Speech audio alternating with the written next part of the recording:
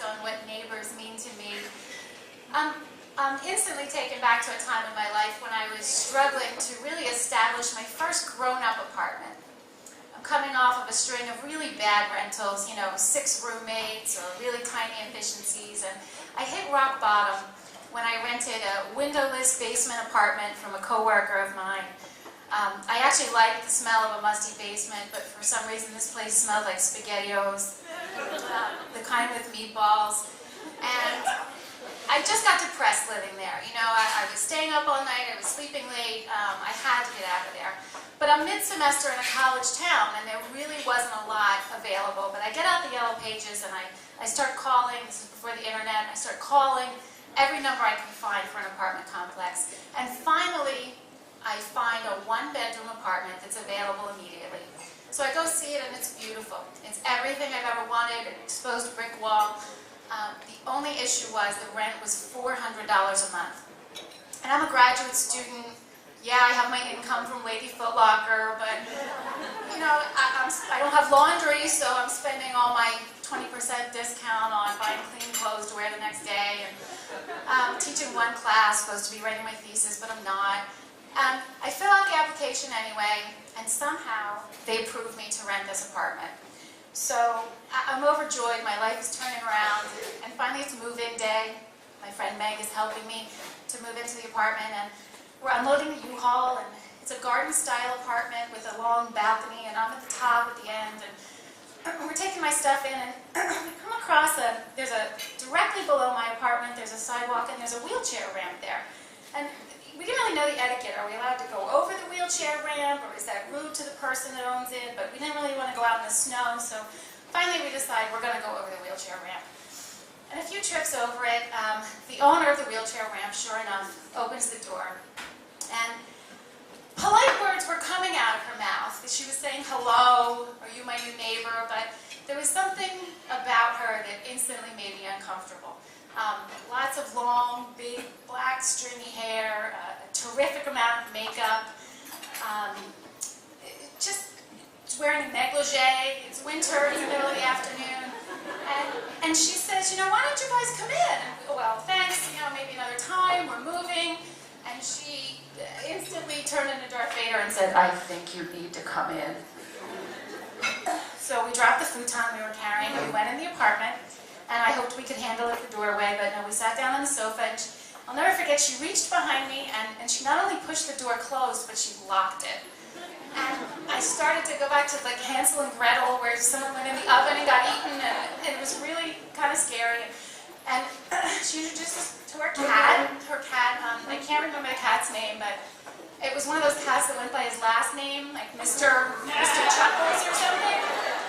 So then she brings out a photo album of Mr. Chuckles, and it's all these Sears portrait studios of her and Mr. Chuckles, and he's wearing hats and scarves. And this was before Facebook, so I didn't know how many of you actually did stuff like that, so it was even more bizarre. So we spent the last 45 minutes in her apartment with her telling us about the women in the office and how they were bitches, and she'd lived there for 9 years. And I'm sorry, I said there was no cursing, but there's cursing. There were bitches in the office. And finally, I don't know how we got out of there, but my U-Haul's out in the street, our futon's out in the snow, someone could take my dot matrix printer at any time. This is 1996. So we get back to moving, and I take solace in the fact that her apartment's down here, she uses a wheelchair, I'm up here, and I don't ever have to see her again. I can go down and go out and never have to run into her. So I move in, I'm happy in my new apartment, I'm so refreshed that I start exercising again. So one day I jump on my Nordic Track ski machine that I've convinced my parents to get me for Christmas, and it's very gentle, swoosh, swoosh, swoosh, and I hear some kind of commotion going on downstairs, so I stop. Is she okay? And as soon as I stop, I notice that the noise stops. Okay, I guess she's okay, so I start swoosh, swoosh, swoosh. I hear screaming again, so I stop. And it was only on the third time that I started again that I realized that she's screaming at me, and she's yelling, "Shut up! Shut up!" And she's banging on the floor now with what I can only imagine to be a broomstick or something. So I think, oh, maybe the Nordic Track is louder than I thought. It doesn't have a motor, but still, I'll have to be more considerate. Well, about a week later, later, I'm vacuuming. And this time I was sure she was following me around and I was the cause of her trouble because the banging with the broomstick on the ceiling is following me from room to room wherever I vacuum. And the screaming is the same. Shut up! Shut up! Then one day, I'm chopping celery.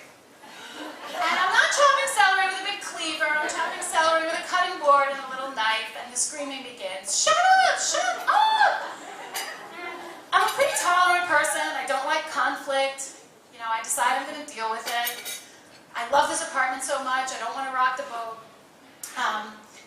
But, you know, I start playing games like I have to use the blender, so I say things like, I'm going to use the blender, shh, okay, I'm done. And still, we've never seen each other face to face. But finally, it occurs to me one day that I'm tolerant of this, but maybe she's not so tolerant of me. And I love this apartment. What if she's reporting me to the office? You know, what if she's complaining about me? I'm already paying with Visa access checks. It's not like I'm their best tenant and they want us to kick out. I have no money. So I decided that I'd go down to the office and at least register the fact that I'm not being loud. It's just that she has supersonic hearing. So I go down to the office and I walk in and I say, hi, I'm Luanne Fox and I live in B12. And that was all I needed to say. And I could see the look on the woman's face. And all of a sudden it was like a movie montage with different scenes. Vacant apartment, mid-year, the only one in town. The women in the office are bitches. Why is she so eager to rent to someone that has no income and pays with Visa access checks? She looked at me, I didn't even have to tell her what the problem is, and she said, I can take your rent down to $385. And I said, I'll take it. So I lived there for 2 more years, and just to wrap up, the only take-home message is, please don't dress up your pets in scarves and hats and take them for professional portraits, because I can't imagine that they enjoy that. Thank you.